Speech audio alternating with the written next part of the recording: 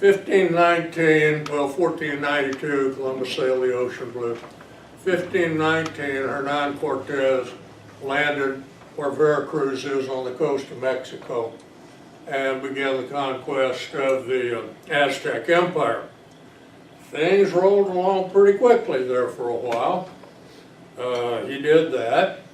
And then the Narvaez expedition, ill-fated as it was, ended up with a few survivors, including Cabeza de Vaca, at least the guy that we know is Cabeza de Vaca.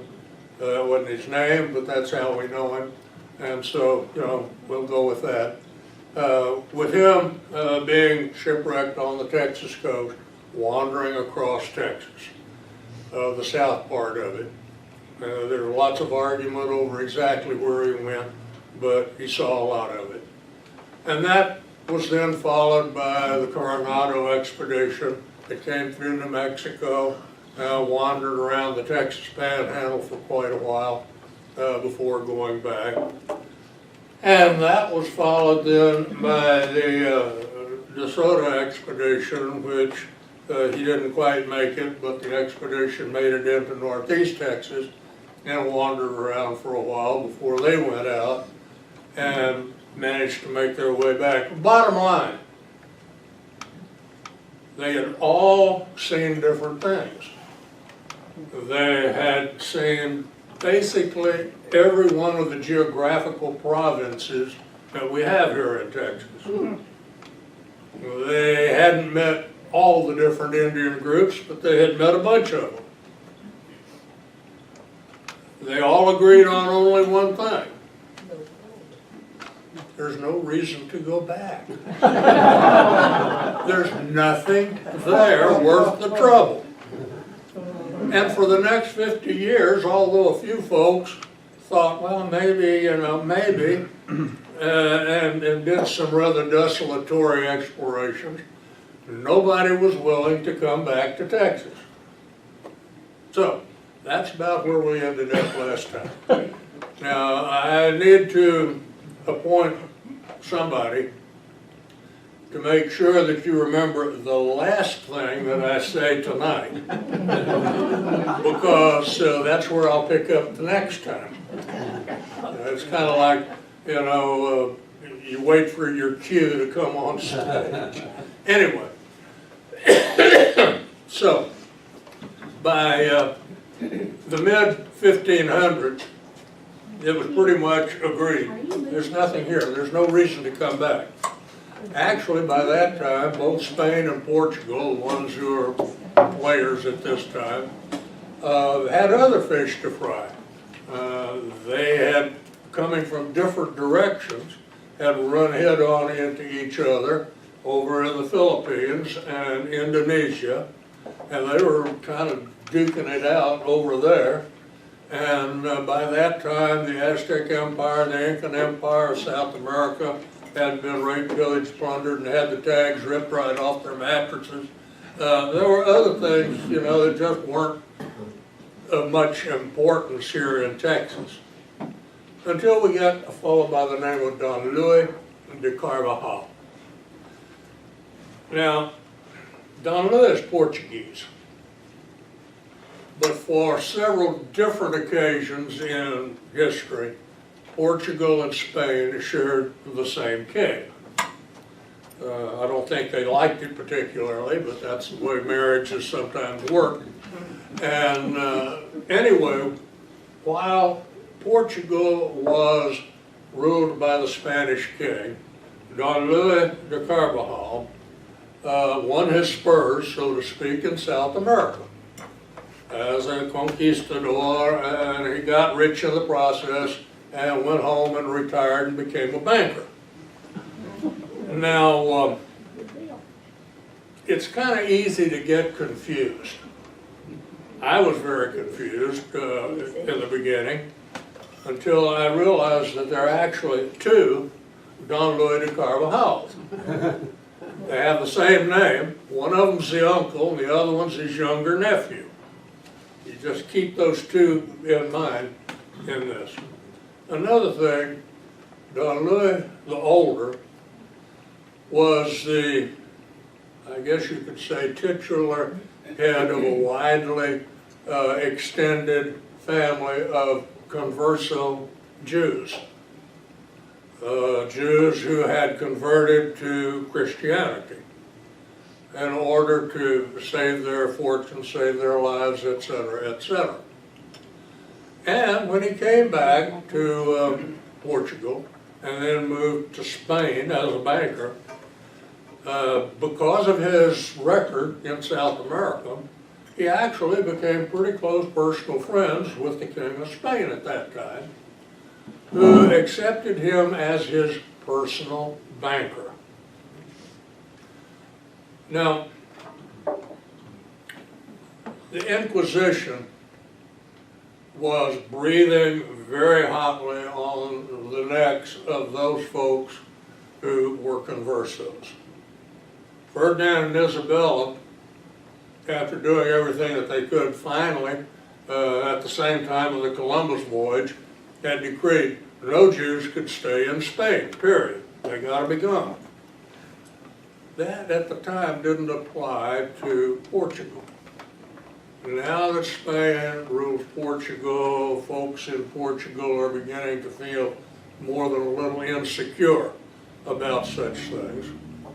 And so Don Louis, because of his experience in the past, petitioned the king for permission to establish a kingdom somewhere in the New World where he could remove anybody he wanted to, basically, but his family. And because of the friendship and his past experience, he was granted the kingdom of Nueva Leon, the new kingdom of the land. The state of Nueva Leon in Mexico is named for this, but this kingdom of Nueva Leon that was granted to Don Louis de Carvajal the Older was considerably larger. Don Louis becomes the first person legally, by the grant of the king, to have control of anything that today we call Texas. Because the new kingdom of the Lion stretched all the way from Panuco down in Mexico up to about halfway between Waco and Dallas, and roughly equidistant in width, a big chunk of real estate. And to this new grant, Don Louis the Older began to ship family members, friends, etc., etc., etc., over to his new colony, where they established themselves south of what is today the Rio Grande, not here in Texas. Actually, it's one of his lieutenants who founded the city that today we know as Monterrey, there in northern Mexico. And so anyway, they're established, or establishing themselves there, in the late 1500s. But there's a problem. Within this humongous kingdom of the Lion were a number of operating Spanish silver mines around Durango, down in northern Mexico. And they were operating very profitably down there, and the folks who operated those mines didn't really think very highly of the idea of a Portuguese being their new boss, much less a Portuguese of converso background. But they couldn't complain to the king, because the king is the one that had given the grant. They complained to the church. So far, the church really hasn't made a big appearance here in the New World. They had sent priests, they had sent every one of those expeditions we talked about, by law, had to have several priests along, kind of like political commissars, to make sure that people were thinking the right things and doing the right things. In fact, church and state in Spain, they were separate but symbiotic. It wasn't necessarily because they liked each other, it's because they didn't trust each other. And neither one of them wanted the other one to get a foot in the door to get something that, well, anyway, you get the picture. So anyhow, they complained to the church. And back in Spain, the Inquisition arrested a few of the family members who had not come to the New World. And they, under the Inquisition, confessed, oh yes, every member of the family, you know, still practices Judaism. And as a result, the largest auto de fe in New World history took place on the plaza in front of the cathedral in Mexico City, when over a period of time, over 300 men, women, and kids of the Carvajal establishment got barbecued. But they didn't get all of them. Enter Don Luis de Carvajal the Younger. Now, actually, he had never converted. Don Luis de Carvajal the Younger was the religious head of the Jewish community that had not converted, but had come to the New World to escape persecution. Well, the Inquisition is to punish heretics, those who had converted but then had backslidden into something else. Don Luis the Younger, I never converted. The Inquisition couldn't touch him because, you know, technicality there.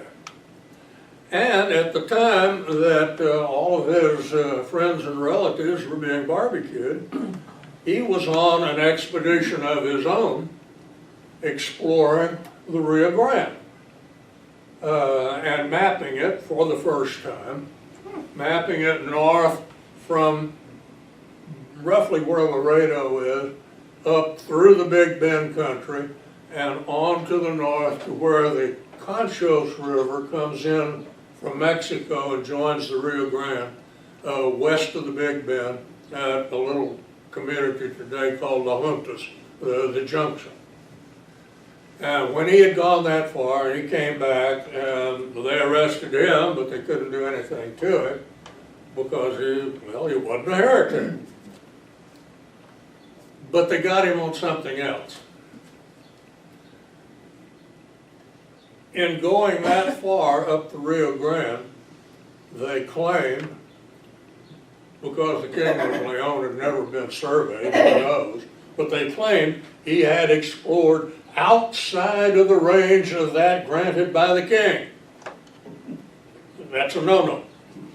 Can't do anything without permission of the king. And so they got him on that, and they sentenced him to deportation to the Philippines as a slave. But, well, he didn't make it. He was killed on board the ship. Actually, there's an opera about this guy called The Conquistador. And it's kind of easy, like I say, to get the two of them confused. But although they never really themselves had any impact on what today is our Texas, they did have an impact because they were the first ones to actually, theoretically at least, control what is today Texas. And the first lieutenant, Don Luis the Older, a fellow by the name of Castaño de Sosa, was the alcalde, the head boss man of what today we call Monterey. When he heard of what was happening to the other part of the colony. He knew it was time to get out of Dodge. And he took with him 30 converso Jewish families, 10 big ox carts loaded with all of their possessions, and headed north. They crossed the Rio Grande, down about where the mouth of the Pecos River is, and then they became the first ones to explore up the Pecos River, all the way through West Texas, all the way through the eastern half of what is today New Mexico, until they finally ended up in southern Colorado. They're the first ones up there, and hot on their heels was the Inquisition. When they learned that the sheriff was after them big time, those 30 families scattered like quail into the pueblos in New Mexico and southern Colorado. And that's the reason why today, amongst the Indian population of New Mexico, there is a very high percentage of the Jewish gene pool. In fact, the state historian of New Mexico was very surprised to find out that he was roughly 60% Jewish. He didn't know it. And that was a bit of a surprise. So they scattered, they populated or repopulated part of that area up there. The Inquisition did catch Castaño, took him back to Mexico, charged him with the same thing that they had charged the younger with, because Castaño had never converted either. But he had led an expedition where they weren't supposed to go. And, well, he didn't make it either, but anyway, these are the first folks to leave a European imprint on what is today West Texas, and the first ones to explore the Pecos River. And nothing happened for a while. There's no reason to go back. Those folks all perished. There's nothing up there.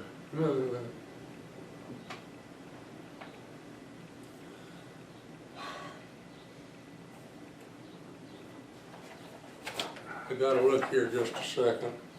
I'm having a senior moment. I can't imagine.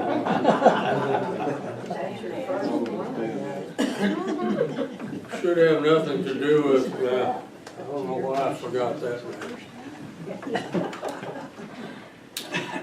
Enter another character from off stage. His name is Don Juan de Oñate. O-N-A-T-E. It looks like it should be Onate, but it's not. It's Oñate. Don Juan de Oñate was of a very well-to-do family down in Mexico. Very well-to-do. But he was a gambler. Not a very good gambler. And he had lost just about all of the family's wealth. The folks to whom he owed money, you know, were sending people around with baseball bats to tap on his kneecaps or something to pay up. He desperately needed to get out of Dodge, and so he petitioned for permission and received permission to form a colony of New Mexico, which, as far as we're concerned today, covered Texas west of the Pecos River, the eastern half of New Mexico, about the the southern third of Colorado, and another big chunk of real estate. He received this permission in the mid-1590s, And it took him 3 years to put together his expedition. It's not an expedition of exploration. It is an expedition of colonization. That's what he wants to do. He wants to establish a colony that will then be able to generate enough income to rebuild the family fortune. He sets out with 300 people, roughly equally divided between settlers and families, military, and the church. And along the way, they're also going to carry herds of horses, cattle, pigs, and goats, and sheep. Big bunch of folks, big migration. I mean, we're talking about a mega movement of people here. It's going to take him a while to get from central Mexico up to his new province. He has to leave at least a year ahead of when he wants to get there, because he wants to get there early enough in the spring to be able to put some crops in the ground so that they'll have something to eat the following winter. They set out because the Carvajal map, they know where the Conchos River goes, although it's never really been explored at that time. The Conchos River, one of really only 3 main river systems in North America that flow north. The St. Lawrence, the St. John's, and the Conchos flow north, not east or south or some other strange direction. But the Conchos flows north until it reaches the Rio Grande. And so the plan is to follow the Conchos River, which will have water, of course, because they need water, follow it until they reach the Rio Grande, and then follow the Rio Grande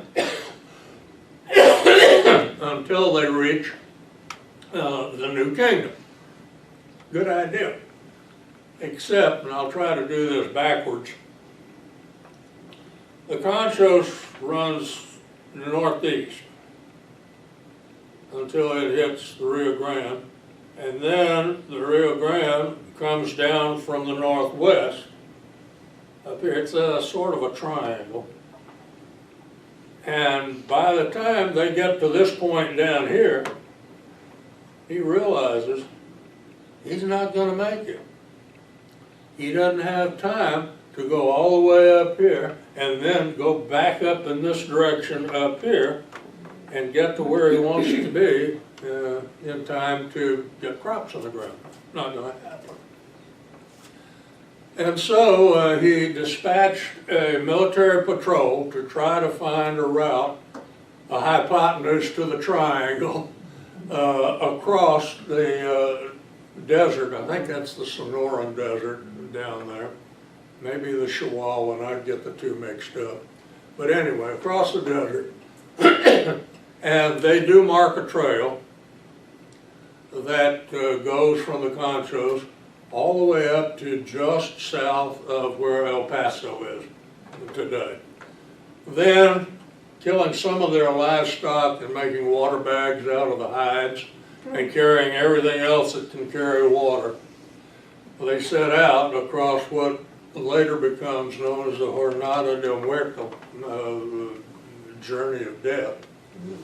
But the people make it. Not all the livestock makes it, but the people make it. And they arrive at the Rio Grande in the spring of 1598. But they can't cross the river. Not yet. It's kind of like the biblical River Jordan. The Rio Grande is the boundary. They can't cross into this new land until it is properly taken control of by Juan de Oñate. There's a process. The Spanish are very legalized people. They follow everything the way it is supposed to be done. And so on the given day, in the spring of 1598, Oñate, wearing the best of his 3 full suits of armor that he had with him, is taken on one hand by a representative of the crown, and on the other hand by the representative of the church, and led across the river. Now, I'm not going to suggest he was the first wetback, but some people might. But in any event, he's led across the river, where on the north side of the river, they plant a cross. And then the process of la toma, the taking, can proceed. A proclamation from the king is read, granting to him this new kingdom of New Mexico and all that is within, from the leaves of the trees to the sands of the streams. And he stoops and plucks herbs, indicating that he will make the land produce. He shouts in a loud voice that he takes possession of the land. He stoops and he picks up stones and throws them to indicate he will protect his claim to the land. And he is led about upon the land by the representative of the church and the representative of the crown, and only then is the land his. Only then can the rest of the people cross. And they've been prepared for this. They spent 3 days of preparation for it. The military had burnished their breastplates and their helmets, and they had new pennants on the tips of their lances. They had ribbons in the manes and tails of their horses. The oxen had their horns gilded. The pigs, for God's sake, had ribbons around their necks. And everyone was wearing their finest clothing.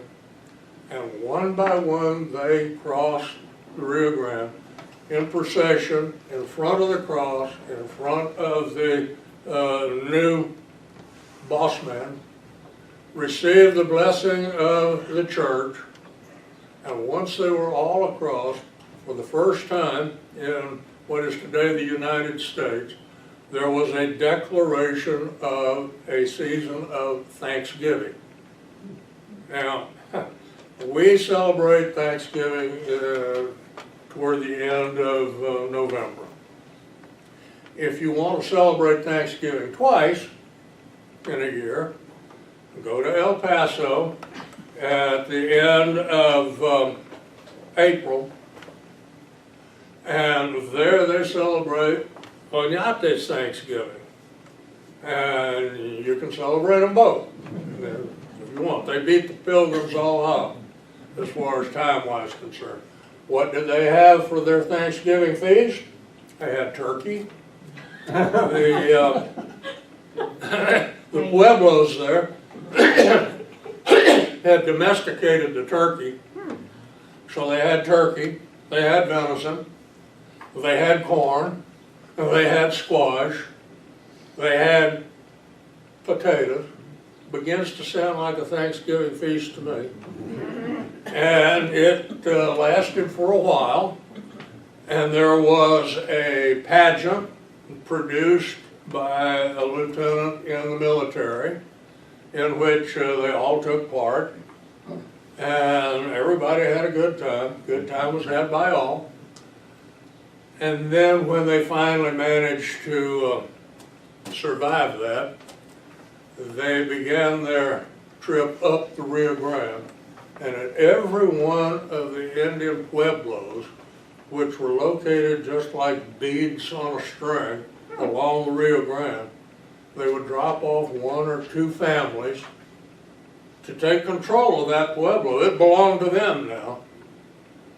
And if necessary, they'd drop off a couple of soldiers, and if it was big enough, they'd drop off a priest. And they continued in this way, sort of a hopscotch procession up the Rio Grande until they finally ran out of families up in northern New Mexico. At which time, Oñate himself, thinking, yeah, you know, Coronado just might have been lying. He might have found golden cities and not said so. And so he himself took a little trip over into Texas, into the Texas Panhandle, agreed there's nothing there, and came back down the river and established as his seat of government for his new, what do you want to call it, colony, today's city of Santa Fe. Well, he never got rich.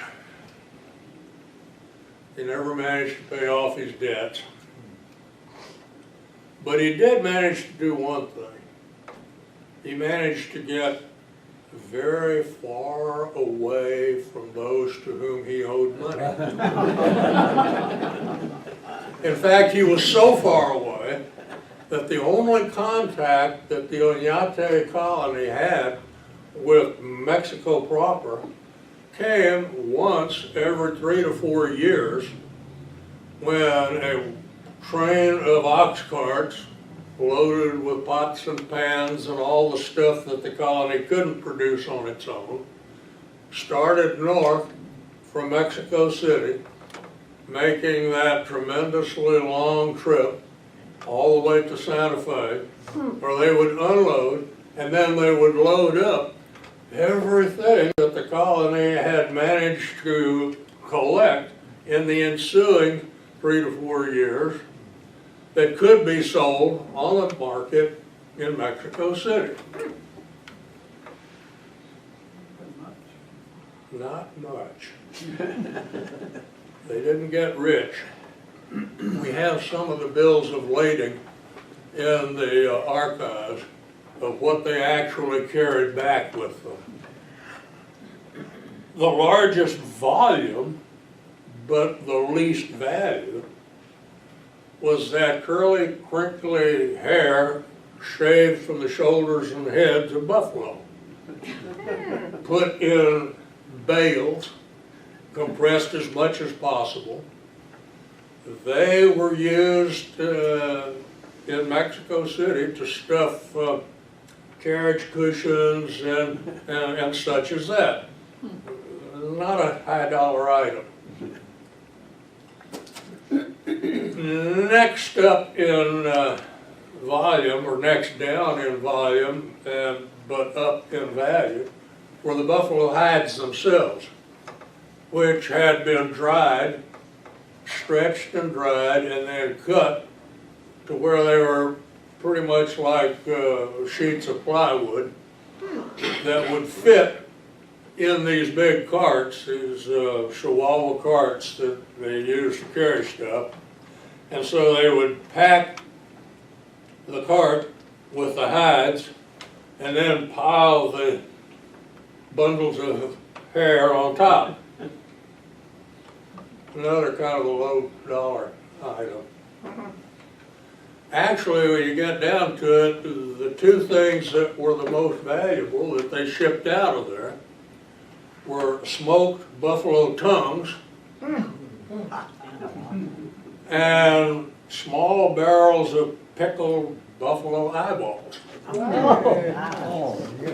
Now, I have eaten a lot of strange things in assorted bars around the world. I have not knowingly eaten an eyeball that was staring back at me. But we do it all the time. We just don't realize it. And as long as we don't know it, it doesn't bother us. There are two things that we're told we really shouldn't know how they're made. One is sausage, and the other is politics.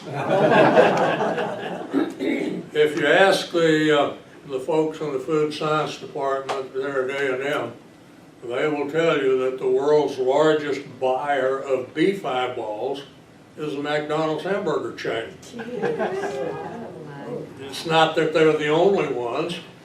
Everybody else does it too, it's just that they're the biggest. And, yeah, well, hey, you know, it's all beef, it's all part of the critter. Armour of Armour Packing Company, back, oh gosh, 150 years ago, I guess it was, used to brag that they used every part of the pig except the squeal. And actually, there's a story about how after World War II, a couple of guys who were had been naval ratings put together a bunch of sound-powered telephones in the abattoir where they were killing pigs, and with the squeals, it generated enough electricity through the sound-powered telephones where they could light a little light to show that, yeah, we can even use the squeal. But that's a totally different story. Añate didn't get rich. But it wasn't that he didn't try. He did, he tried. In fact, he tried too hard. Things weren't going his way.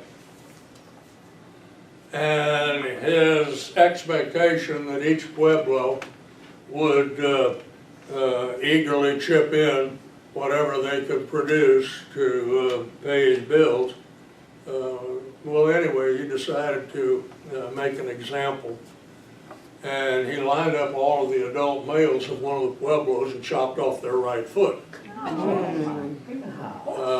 I don't know that encouraged anybody to work any harder or not, but it was just one straw too many as far as the Spanish government was concerned. He was relieved of that and sent back to Mexico and put on trial, and frankly I don't know exactly what happened to him. I've known, but I don't remember.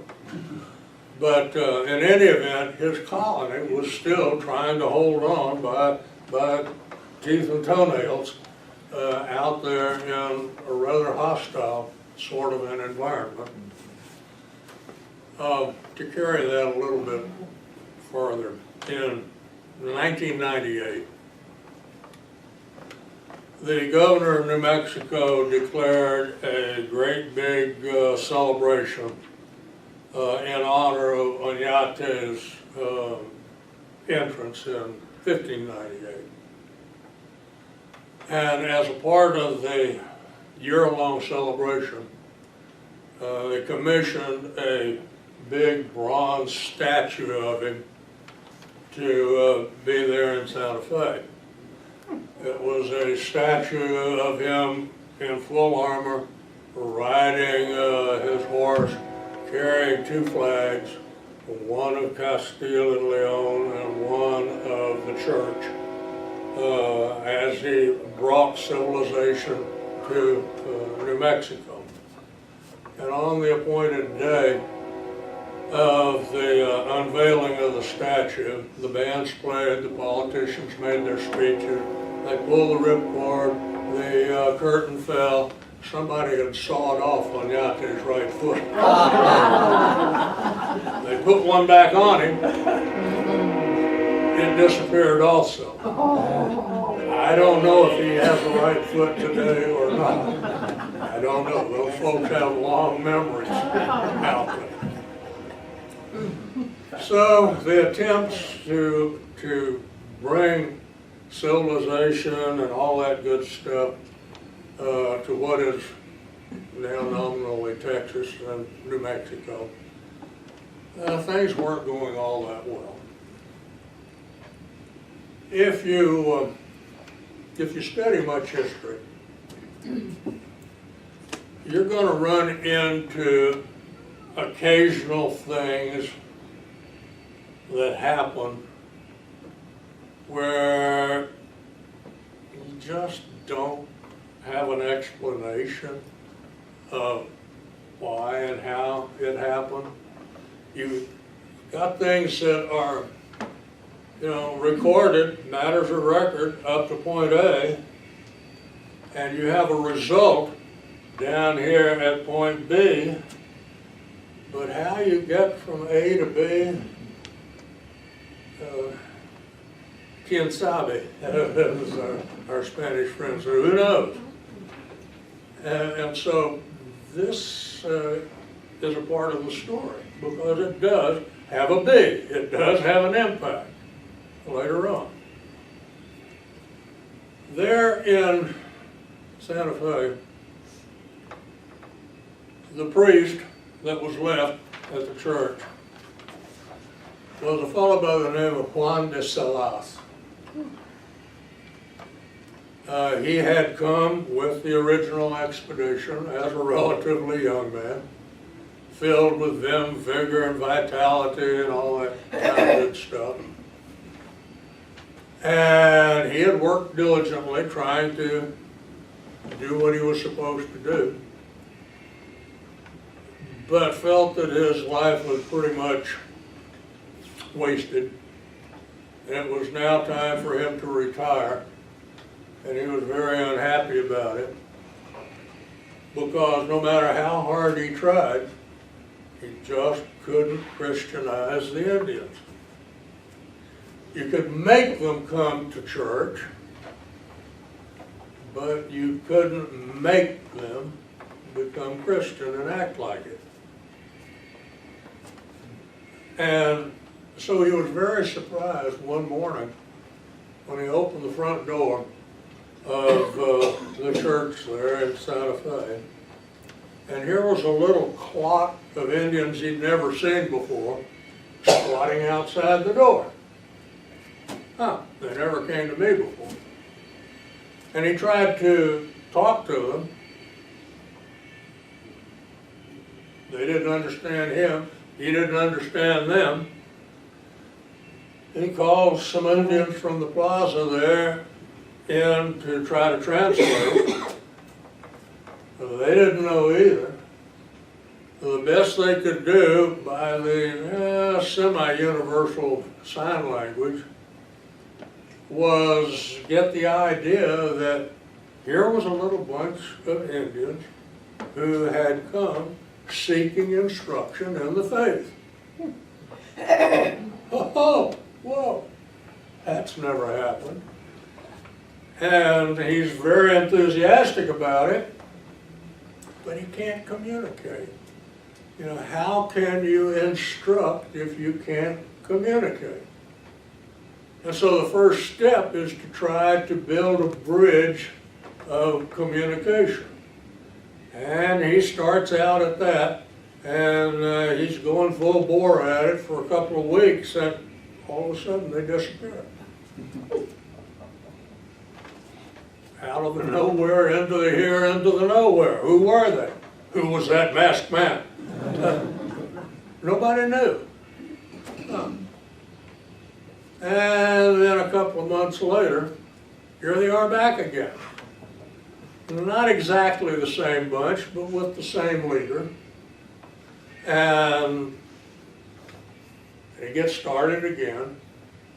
And each time they take a little more of a step forward in this communication process. And then they disappear again. And this continues over a several year period of time. Meanwhile, and actually before this started, back in Spain, in a little Piedmont town of Agreda, A-G-R-E-D-A, a girl was born into a middle-class family, and they named her Maria, just like all of her sisters. And she was a happy child, but she just didn't prosper. She didn't grow very rapidly. She didn't gain much in strength. As years went by, her siblings bypassed her, and she just couldn't do much. She stayed around the house, helped her mother when she could, and rested a lot. Well, when she was 12 years old, the family took what today we would consider possibly a very, very strange step. But I assure you that back then it was quite common. They gave her to the church. They gave her to the local convent because they knew that there within the convent there would always be something that she could do, and that there would always be people to take care of her, and at the same time she would no longer be a burden on the family. And so at the age of, we think, about 12, Maria became a student in the convent. Well, at this time, the word in Spain is all about the New World. Hey, everybody's getting rich in the New World. Yeah. But also by this time, the church had changed its attitude toward Native Americans. It was slow in coming. If you remember last time I talked, we were talking about the fact that, they're not human. Since they're not communing members of the Roman Catholic Church, they are not human, they have no rights of humanity, they can be folded, spindled, and mutilated. Doesn't make any difference. But by 1600, the attitude had changed. And the idea was that within them was a divine spark that could be fanned into true humanity if they received instruction in the faith, if they were baptized, and if they became communing members of the Roman Catholic Church. Then literally by the stroke of a pen they would become human and entitled to the rights and privileges of humanity, which included such things as not being enslaved, but also included the responsibility of paying taxes to both church and state. Well, because of this, we see the beginnings of the mission system. It really hadn't flourished up until this point. The church says to the crown, give the church these large grants of land. We will Christianize the Indians. We will teach them the right way to do things. We will turn them into productive members of society. It's going to take about 10 years. And so everybody's beginning to build missions here in the New World. Apparently, Maria went to her Mother Superior and requested permission to come to the New World as a missionary. No, you can't do that. And the church does not allow women to become priests. You cannot do that. Even if the church changed its mind, our order is a poor order and we couldn't afford to send you. And hopefully the Mother Superior recommended that she, spend her life doing prayer and good works and such as that, which apparently she accepted. And then she died. Or at least everybody thought she had died. She was laid out stiff as a board on the little cot in her cell, and her sisters were preparing her body for burial when she woke up and scared the bejabbers out of everybody.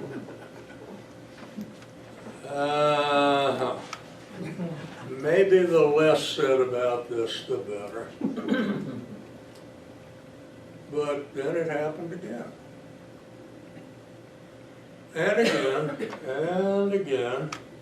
And the periods of time when she was comatose, almost no visible signs of life, would last anywhere from a few minutes to a few days. And when she woke up, she was always more than somewhat befuddled and very weak. And this is a teenager that's got a very serious problem. The Mother Superior was really the one who blew the whistle. She was afraid that she had within her convent someone with demonic possession. And she reported it to her father confessor, who came immediately to interview Maria and couldn't shake her. She didn't know much. All she could say was, when I'm not with you, I'm with my people.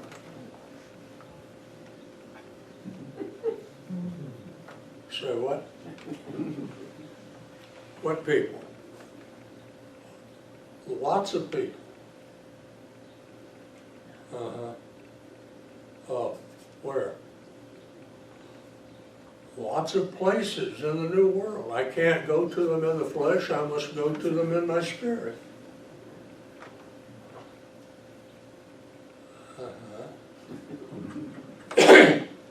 And just what do you do when you visit these people? I encourage them in the faith, and I encourage them to seek instruction and to seek baptism. A story like that's pretty doggone hard to keep behind convent walls. The father confessor didn't have any idea what to do about it. He passed it up the ecclesiastical ladder, and they continued to send more and more investigators that couldn't shake her story. They didn't know, and in the meantime, she continued to have these periods of whatever you call it. And the word finally got to the king. He came to interview Maria, was very impressed with the young lady. Well, the bottom line of that was that the Vatican got involved, and always being on the lookout for something of a miraculous nature, they sent investigators to talk with her, couldn't shake her story. And so they sent a flock of ecclesiastical investigators to the New World. Is there anywhere in the New World where a woman appears to Native Americans, encourages them in the faith, and encourages them to seek salvation? They try the Caribbean. They hear rumors, but they try South America, rumors. They try Mexico, very strong rumors, but nothing they can actually tie down. And so 2 of these investigators, whose names I have forgotten, leave Mexico City with one of those supply caravans headed for Santa Fe. And they make that roughly year-long trip to get up there. And when they get there, along with them has come the priest who is going to replace Father Juan de Salas. And he's overjoyed to find his replacement in this bunch.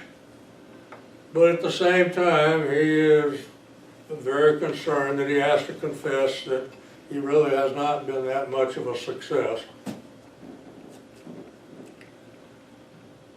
And while they're there, I guess they're, unloading pots and pans and loading up pickled tongues and eyeballs. This little bunch of Indians shows up again. And by this time, Father Juan has established pretty good communication with the leader of this bunch, one whose Christian name is now Juan Sabiata. And so he takes Juan Sabiata into the sacristy of the church to meet his replacement. So pass the torch kind of a deal. And while they're there, one of the investigators asks Sabiata, why do you come here? To seek instruction in the faith, baptism, and a mission among our people. Yeah. That's what you've been saying. But why did you come in the first place? Nobody had ever asked him that. He said, why? The lady sent us. Lady? What lady? And he points at a picture of the Virgin Mary on the wall in her blue robes and said, the lady in blue.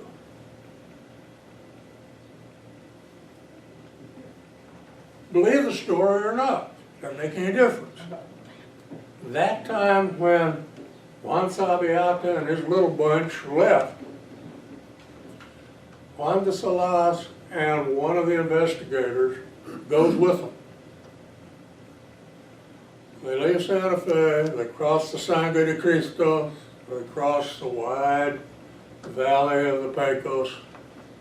They come down into what is today Texas, down to about where San Angelo is today, where the Texas Concho River and the Colorado come together. There they are met by a little batch of Indians carrying a cross. And there, where the rivers come together, there's a marker for it there at San Angelo. They established the first mission inside what is today Texas. It lasts for 2 years. That's a long way from anywhere. They say, we'll send more to replace us. We've got to get back to tell the story. And so they make that trip from there back to Santa Fe, from Santa Fe to New Mexico, to Mexico City, back to Tampico, back to Spain. All this has taken quite some time. By now, known as Maria de Agreda, Maria is the Mother Superior of her order. And she is probably the most literate woman in Europe at that time. Not only is she highly literate, she is extremely outspoken. And she writes books. Women don't do such things. And in her books, she is highly critical of the church because of its stand against women in the priesthood. And she's highly critical of the government because within Spain at this time, women had no rights. They are the property of their husband. They are chattel, Old English word for cattle. And well, unfortunately, the church sweeps it all under the rug. They're not about to admit something like that. But remember, the king had been very impressed. He takes it to heart. And in a royal proclamation in the New World, Spanish colonial law gives women equal rights with men.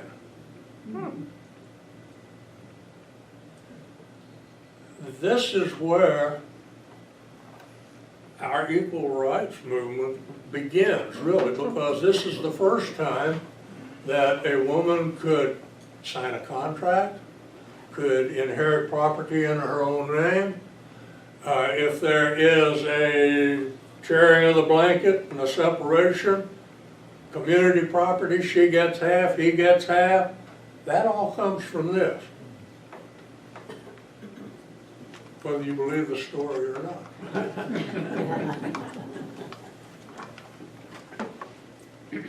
They do go back for another 2 years to that little mission, but it is just too doggone far away.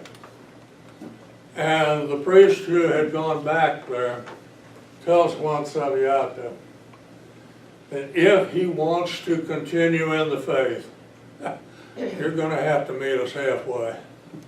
We just can't do this. And so Juan Sabiata picks up his entire little bunch of people from around the confluence of the Concho and the Colorado River there, where San Angelo is, and marches them all the way across the desert down to where El Paso is, where they intermingle with the Pueblo that is already there. They're still there. Today we call them the Tiwa, T-I-G-U-A. 1680. They said it couldn't be done. The Pueblo Indians of New Mexico, having had the tags ripped off their mattresses for almost 100 years, said enough already. It is enough. And in a concentrated, well-orchestrated, and well-carried-out revolt, they killed every Spaniard and every Indian who had adopted Spanish ways that they could catch. It's the 1680 Pueblo Revolt. And the folks that are fleeing for their lives flee down the Rio Grande until they cross through the mountains there at El Paso del Norte. And once across the mountains, they feel like we're safe here. And there they reestablish some of the pueblos they had left behind. Just downstream from today's El Paso. Actually, it's so close that it's now kind of part and parcel of El Paso, is the little community of Isleta. There is where the Isleta Pueblo reestablished itself, and there's where they built their church, which today is the oldest continually functioning church inside what is today Texas. It's still there. It's never been deconsecrated. It was partially destroyed on a couple of occasions, but today it is the church for the Tiwa Reservation, a very tiny Indian reservation out there. When I say very tiny, I think it's like 40 acres, something like that.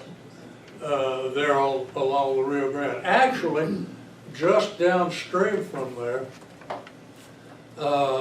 at the little town of San Elizario, the church that was established there was established a few months before the one at Isleta, which would have made it the oldest, but it fell on hard times and was deconsecrated. In fact, the last time I saw it, it was a bar, dance hall, and supper club. But I understand that it has been reconsecrated and it is again functioning as a church at San Elizario. But the one there at Isleta is the oldest continually functioning church inside Texas. And we have our first permanent